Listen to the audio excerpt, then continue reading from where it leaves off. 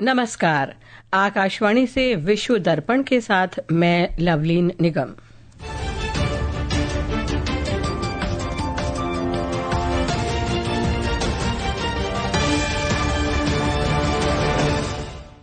Ukraine के राष्ट्रपति Volodymyr Zelensky ने संभावित शांति समझौते के तहत यूक्रेन द्वारा रूस को कोई भूभाग छोड़ने के किसी भी सुझाव को खारिज कर दिया है।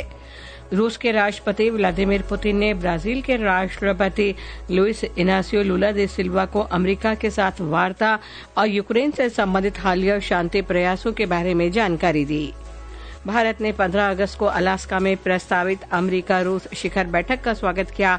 कहा, इससे यूक्रेन में शांति स्थापित होने की उम्मीद है। बांग्लादेश के मुख्य चुनाव आयुक्त ने कहा, आगामी संसदीय चुनाव फरवरी 2026 में कराए जाएंगे। और आज विश्व भर में शेर दिवस मनाया जा रहा है। अब समाचार विस्तार से। अमेरिका के राष्ट्रपति डोनाल्ड ट्रंप की ओर से युद्ध समाप्ति के लिए क्षेत्रीय अदला बदली का प्रस्ताव देने के बाद यूक्रेन के राष्ट्रपति वोलोदिमीर ज़ेलेंस्की ने संभावित शांति समझौते के अंतर्गत यूक्रेन द्वारा रूस को अपनी जमीन देने के किसी भी सुझाव को दृढ़ता से खारिज कर दिया है। ज़ेलेंस्की ने कहा कि यूक्रेन किसी को अपनी जमीन नहीं देगा। उन्होंने जोर देकर कहा कि यूक्रेन का रूस को उसकी आक्रामकता के लिए पुरस्कृत करने का कोई इरादा नहीं है। ज़ेलेंस्की ने वास्तविक और स्थायी शांति की आवश्यकता पर बल देते हुए कहा कि इसका लक्ष्य हत्याओं को रोकना नहीं बल्कि तुरंत एक वास्तविक और स्थायी शांति स्थापित करना है। उनकी यह टिप्पणी ऐसे समय में आई है जब यूक्रेन और यूरोपीय देशों के अधिकारियों ने इंग्लैंड के केंट में अमेरिकी उपराष्ट्रपति जेडी वेंस के साथ रूस यूक्रेन संघर्ष समाप्त करने के कूटनीतिक उपायों पर चर्चा की। ज़ेलेंस्की ने राष्ट्रपति ट्रंप और रूस के राष्ट्रपति व्लादिमीर पुतिन के बीच 15 अगस्त को अलास्का में होने वाली प्रस्तावित बैठक की भी कड़ी आलोचना की। उन्होंने कहा कि यूक्रेन की भागीदारी के बिना कोई भी फैसले निरर्थक और अमान्य हैं और कभी कारगर नहीं होंगे। ब्राजील के राष्ट्रपति लुइस इनासियो लुला दे सिल्वा ने कहा है कि रूस के राष्ट्रपति व्लादिमीर पुतिन से करीब 40 मिनट बात की। ब्राजील के राष्ट्रपति कार्यालय ने बताया है कि श्री पुतिन ने श्री लुला को अमेरिका के साथ बातचीत और यूक्रेन युद्ध से संबंधित हाल के शांति प्रयासों के बारे में जानकारी दी।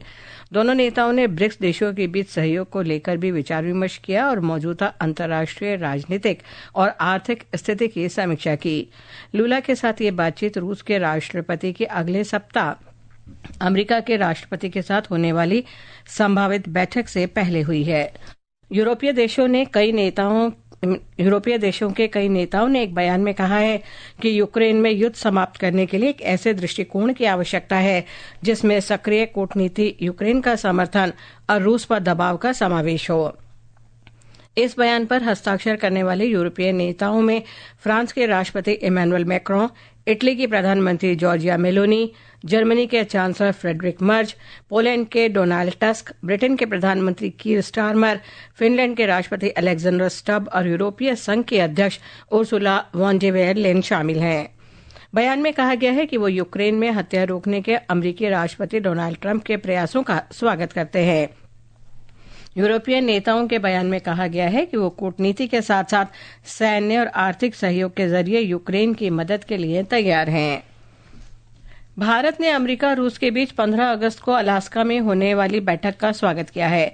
विदेश मंत्रालय ने एक बयान जारी कर कहा कि यह बैठक रूस और यूक्रेन के बीच जारी संघर्ष को समाप्त करने और शांति स्थापित करने की दिशा में महत्वपूर्ण कदम है। बयान में इस बात का भी उल्लेख किया गया है कि प्रधानमंत्री मोदी ने कई बार कहा है कि युद्ध का युग नहीं है। विश्व दर्पण समाचार आकाशवाणी से प्रसारित किए जा रहे हैं। ताज़ा समाचार जानने के लिए आप हमारे social media handle x@AIR news Hindi को फॉलो कर सकते हैं।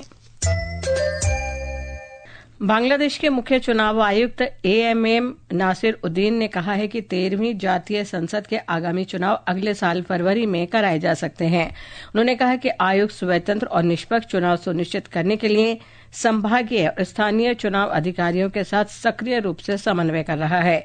ब्यौरा हमारे संवाददाता से। बांग्लादेश के मुख्य चुनाव आयुक्त ने शनिवार को कहा कि अगला राष्ट्रीय चुनाव फरवरी 2026 के पहले पखवाड़े में होने की संभावना है। चुनाव आयोग ने पूरे देश में तैयारियां तेज कर दी है। उन्होंने कहा कि राष्ट्रीय चुनाव से 2 महीने पहले दिसंबर की शुरुआत में कार्यक्रम की घोषणा की जा सकती है। नासिरुद्दीन ने स्वीकार किया कि चुनाव प्रक्रिया में जनता का विश्वास कम हुआ है और उन्होंने यह भी माना कि उत्साहजनक मतदान प्रतिशत चुनाव आयोग के सामने एक बड़ी चुनौती बना हुआ है। नवल सिंह परमार, आकाशवाणी समाचार, ढाका। आज विश्व शेर दिवस है। गुजरात एशियाई शेरों के संरक्षण में एक महत्वपूर्ण स्थल के रूप में प्रसिद्ध है। हमारी संवाददाता ने बताया है कि पोरबंदर के पास वर्धा वन्यजीव अभयारण्य पारिस्थितिकी और शेरों के विकास की दिशा में प्रगति कर रहा है। कभी एक समय शेरों का गौण आवास रहा बरड़ा अभयारण्य अभी 17 शेरों और 25 तेंदुओं के साथ फल फूल रहा है, जो वर्षों के पारिस्थितिक पुनर्स्थापन और वैज्ञानिक प्रबंधन का प्रतीक है। वन विभाग द्वारा रेडियो कॉलर और रियल टाइम ट्रैकिंग तकनीक के उपयोग ने शेर संरक्षण को पहले से कई अधिक प्रभावी बना दिया है। सामुदायिक भागीदारी, विशेष रूप से स्थानीय मालधारी चरवाहों के प्रयासों ने शेर संरक्षण को वास्तव में समावेशी और नागरिक केंद्रित बना दिया है। पार्किंग, लाउंज और स्वच्छता जैसी पर्यटक सुविधाओं से बरड़ा में इको टूरिज्म को भी बढ़ावा मिल रहा है। अब गुजरात में 891 शेर है, जिसमें से आधे से ज्यादा गिर के बाहर है। यह दिखाता है कि प्रोजेक्ट लायन के अंतर्गत आवास विस्तार ने स्थायी वन्य जीवन प्रबंधन के लिए नए मानक स्थापित किए हैं। अपर्णा खूंट, आकाशवाणी समाचार, अहमदाबाद। बिहार के राजगीर में एशिया रग्बी अंडर 20 चैंपियनशिप के सेमीफाइनल मैच तय हो गए हैं।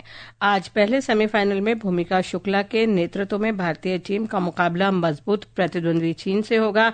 दूसरा सेमीफाइनल उज्बेकिस्तान और हांगकांग के बीच खेला जाएगा। महिला वर्ग में चीन और हांगकांग दोनों ने अपने तीनों मुकाबले जीतकर अंक तालिका में शीर्ष स्थान हासिल किया। पुरुष वर्ग में भारतीय टीम का प्रदर्शन निराशाजनक रहा। अपना शुरुआती मैच जीतने के बाद भारतीय टीम बाद के दोनों मैच हारकर टूर्नामेंट जीतने की दौड़ से बाहर हो गई। आज भारतीय पुरुष टीम 5वें स्थान के लिए कजाकिस्तान के साथ खेलेगी। इस बीच पुरुष वर्ग में श्रीलंका ने बेहतरीन प्रदर्शन किया और आज पहले सेमीफाइनल में उसका मुकाबला चीन से होगा। इस वर्ग का दूसरा सेमीफाइनल मलेशिया और हांगकांग के बीच खेला जाएगा। पुरुष वर्ग में श्रीलंका को खिताब का प्रबल दावेदार माना जा रहा है। 2 दिवसीय इस टूर्नामेंट का फाइनल मैच भी आज ही होना है। विश्व खेल 2025 की 3 दिवसीय रस्साकशी प्रतियोगिताएं चीन के चेंगडू में शुरू हुई। ब्रिटेन के पुरुषों की 640 किलोग्राम टीम ने मौजूदा चैंपियन स्विट्जरलैंड को हराकर स्वर्ण पदक जीता, जबकि जर्मनी ने कांस्य पदक अपने नाम किया। सुबह के राउंड रॉबिन क्वालिफाइंग राउंड में जर्मनी, ब्रिटेन, स्विट्जरलैंड और बेल्जियम ने शीर्ष 4 स्थान हासिल किए और सेमीफाइनल में प्रवेश किया। और अब खेल जगत की अन्य खबरों के साथ हैं चंद्रशेखर। चेन्नई में भारत के शीर्ष शतरंज खिलाड़ियों में शामिल ग्रैंड मास्टर अर्जुन एरिगेसी ने quant box Chennai grand masters tournament में जोरदार प्रदर्शन करते हुए अमेरिकी ग्रैंड मास्टर रे रॉबसन को हराया। 3 राउंड के बाद अर्जुन 2.5 अंकों के साथ तालिका में दूसरे स्थान पर पहुंच गए हैं। इस क्लासिकल राउंड रॉबिन प्रतियोगिता में जर्मनी के विंसेंट किम्बर 3 अंकों के साथ शीर्ष पर बने हुए हैं। उन्होंने भारतीय खिलाड़ी कार्तिकेयन मुरली को हराया। टूर्नामेंट में अभी 6 राउंड शेष हैं। उधर फुटबॉल में मोहन बागान सुपर जायंट 134 में डूरंड कप फुटबॉल टूर्नामेंट के क्वार्टर फाइनल में पहुंच गया है। कल साल्ट लेक में ग्रुप बी के आखिरी लीग मैच में मोहन बागान ने डायमंड हार्बर एफसी को 5-1 से हराकर ग्रुप में नॉकआउट चरण में प्रवेश किया। वहीं विश्व खेल 2025 की 3 दिवसीय रस्साकशी प्रतियोगिताएं चीन के चेंगडू में शुरू हुई, जिसमें ब्रिटेन की पुरुषों की 640 किलोग्राम भार वर्ग की टीम ने मौजूदा चैंपियन स्विट्जरलैंड को हराकर शानदार प्रदर्शन करते हुए स्वर्ण पदक जीता और जर्मनी ने कांस्य पदक जीता। अंत में मुख्य समाचार एक बार फिर। यूक्रेन के राष्ट्रपति वोलोदिमीर ज़ेलेंस्की ने संभावित शांति समझौते के अंतर्गत यूक्रेन द्वारा रूस को कोई भूभाग छोड़ने के किसी भी सुझाव को खारिज कर दिया है। रूस के राष्ट्रपति व्लादिमीर पुतिन ने ब्राजील के राष्ट्रपति लुइस इनासियो लुला दा सिल्वा को अमेरिका के साथ वार्ता और यूक्रेन से संबंधित हालिया शांति प्रयासों के बारे में जानकारी दी। भारत ने 15 अगस्त को अलास्का में प्रस्तावित अमेरिका रूस शिखर बैठक का स्वागत किया। कहा, इससे यूक्रेन में शांति स्थापित होने की उम्मीद है। बांग्लादेश के मुख्य चुनाव आयुक्त ने कहा, आगामी संसदीय चुनाव फरवरी 2026 में कराए जाएंगे। और विश्व भर में आज शेर दिवस मनाया जा रहा है। इसके साथ ही विश्व दर्पण का ये अंक समाप्त हुआ। नमस्कार।